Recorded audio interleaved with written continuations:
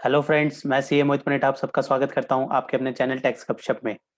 इस कोविड 19 की जो प्रॉब्लम है, इसमें जहां पे एक पेशेंट के लिए प्रॉब्लम होती थी उसके इलाज की, साथ ही एक प्रॉब्लम उसके पेमेंट से रिलेटेड भी होती थी, जहां पे हॉस्पिटल्स जो हैं वो उनको अलाउ नहीं होता था कि वो 2 लाख से ऊपर जो है किसी पेशेंट से कैश रिसीव ले सकें।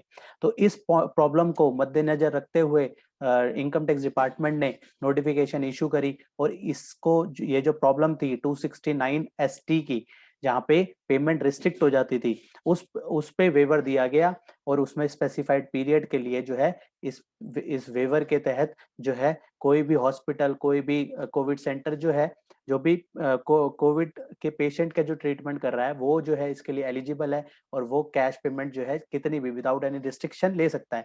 इसके लिए कौन सी नोटिफिकेशन इशू करी गई, किस तरीके से इसके सेक्शन में किस क्लॉज में जो है चेंजेस करे गए, वो आइए हम रेफर करते हैं। पहले हम नोटिफिकेशन देखते हैं कि नोटिफिकेशन में क्या कहा गया और उस नोटिफिकेशन की हेल्प करते हुए कि कहाँ पे जो है किस सेक्शन में जो है इसमें बदलाव करे गए। तो सीबीआईसी ने नोटिफिकेशन इशू करी, नोटिफिकेशन नंबर जो है 56/2021। सीबीआईसी ने नोटिफिकेशन इशू करी थी 7 मई 2021 को।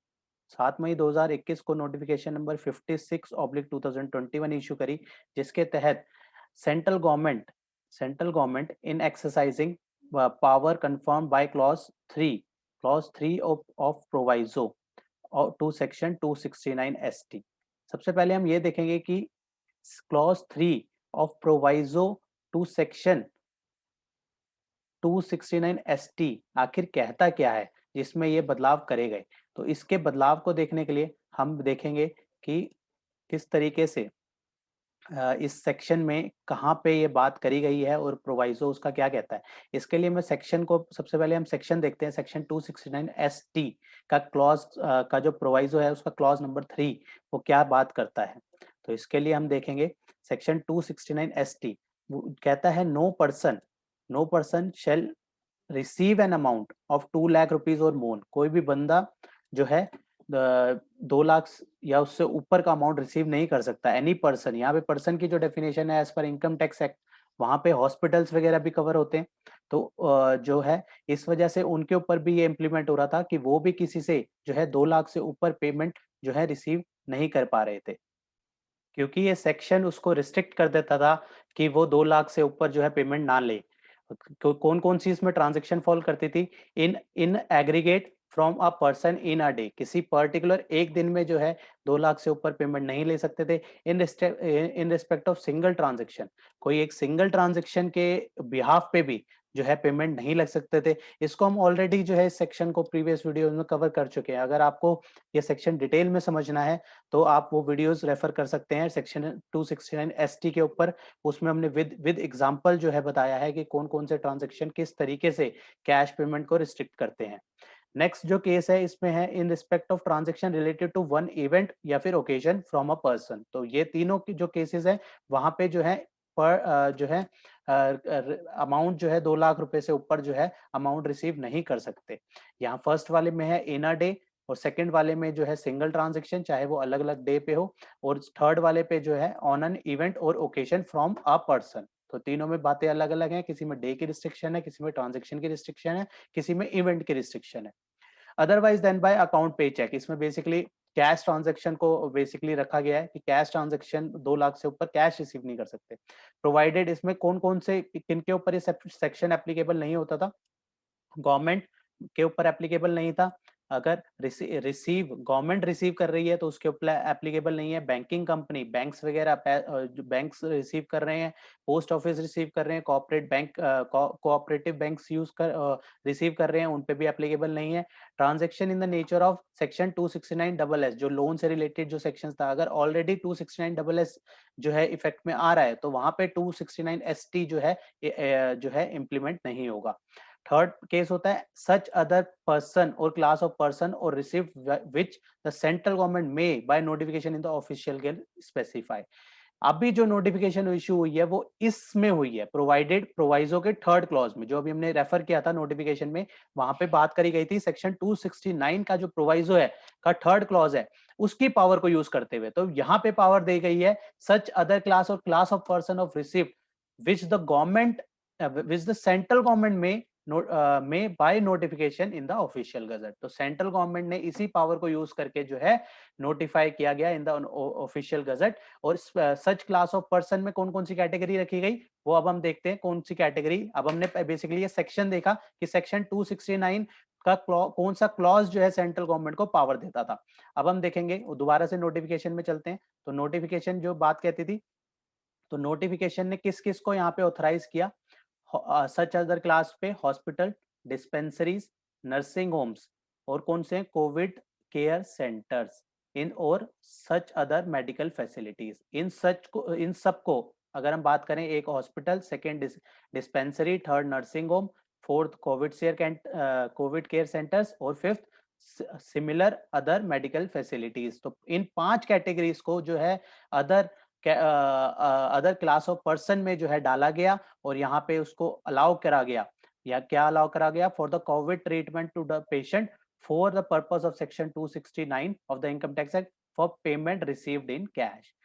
कब से कब तक अलाउ किया गया इस पेमेंट रिसीव्ड इन कैश को, अप्रैल और मई मंथ के लिए। यहाँ पे अभी 2 मंथ को कवर अप करा गया है, इसको ध्यान रखना है। ऑन ऑब्टेनिंग ऑफ पैन और आधार, इसके लिए बेसिकली क्या क्या करना होगा, अब पैन और आधार देना होगा, किस किस का, पेशेंट का और पेई का, दोनों का, और उनका रिलेशन क्या है आपस में वो बताना होगा। तो अब बेसिकली जो नीड है वो क्या क्या है, एक तो पैन देना होगा साथ में, प्लस आधार देंगे, पैन आधार जाएगा। पैन आधार किसका, एक तो पेशेंट का, पेशेंट के साथ साथ पेई का, पेई जो भी उनके रिलेटिव वगैरह हो सकते हैं, कोई भी हो सकता है जो भी टेक केयर कर रहा है वहां पे, तो वो पेई की कैटेगरी में आ गया। ठीक है, तो दोनों का पैन और आधार दोनों का, ठीक है, और इनका पेशेंट और पेई का, और इनका जो है रिलेशनशिप क्या है वो हमें वहां पे बताना होगा कि रिलेशनशिप क्या है। तो ये बेसिकली अब कंडीशन रखी गई है सिर्फ, और ये सब पे एप्लीकेबल हो गई, relationship between the patient and पेई बाय सच hospital, dispensary, nursing home, Covid care centre और सच, वही 5 कैटेगरी जो अदर क्लास में स्पेसिफाई करी गई है।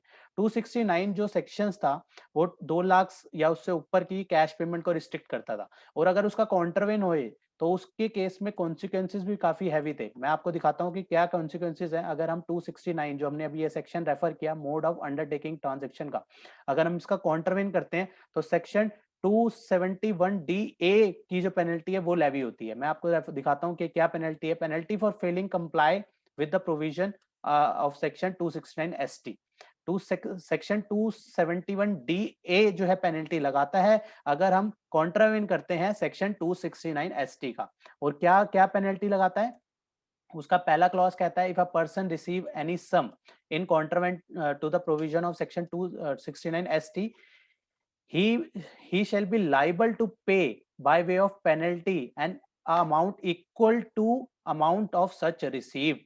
मतलब अगर 2 लाख से ऊपर अमाउंट रिसीव किया, मतलब सपोज मान लेते हैं 2.5 लाख रुपए रिसीव कर लिए, अगर हॉस्पिटल ने 2.5 लाख रुपए, अगर अगर ये प्रोविजन ना होता और हॉस्पिटल 2.5 लाख रुपए रिसीव करता, तो उसमें पेनल्टी कितने लग जाती, 271 डीए के तहत 2.5 लाख रुपए की पेनल्टी लग जाती, 2 लाख से ऊपर की नहीं, पूरे अमाउंट की। क्योंकि ये क्या कहता है section, he shall be liable to pay by way of penalty, penalty लग रही है, और पेनल्टी कितनी लग रही है, a sum equal to amount of such received. यहाँ पे एक्सेस रिसीव्ड नहीं लिखा, यहाँ पे लिखा है सच रिसीव्ड, मतलब जितना अमाउंट रिसीव करेंगे उतनी ही पेनल्टी है। 2 लाख से ऊपर का नहीं पोर्शन देखना हमें, 50,000 रुपए नहीं, 50,000 की पेनल्टी नहीं लगेगी। 2.5 लाख रुपए रिसीव किया तो 2.5 लाख ही पेनल्टी पे लग गया उसका। तो ऐसे केसेस पे हॉस्पिटल वगैरह जो है अमाउंट नहीं ले सकते थे। तो और जो ये सिचुएशन है, इस पे तो बहुत जरूरी है ये सारी प्रॉब्लम्स को डील आउट करना, तो इसलिए ये नोटिफिकेशन जो है लानी बहुत जरूरी थी और अच्छी नोटिफिकेशन है। Provided that no penalty shall be imposable if such person prove that there was a good and sufficient reason for the contravention.